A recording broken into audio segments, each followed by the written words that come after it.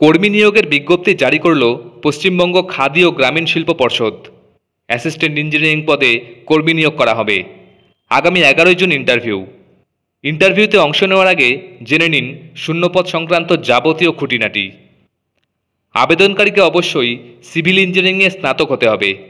রাজ্য কিংবা কেন্দ্রীয় সরকারের অধীনস্থ সংস্থার অবসরপ্রাপ্ত কর্মী হতে হবে। 60 থেকে 64 বছর বয়সীরাই কেবল আবেদন করতে পারবেন।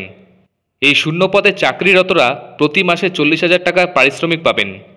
আগামী 11 জুন সকাল 11টার মধ্যে সমস্ত নথি নিয়ে ইন্টারভিউ কেন্দ্রে হাজির হতে হবে। ইন্টারভিউ দিতে যাওয়ার আগে একটি ফর্ম পূরণ করতে হবে। ওই ফর্মের সঙ্গে শিক্ষাগত যোগ্যতার নথি, কর্মজীবনের শংসাপত্র সহ অন্যান্য নথির প্রতিলিপিও জমা দিতে হবে।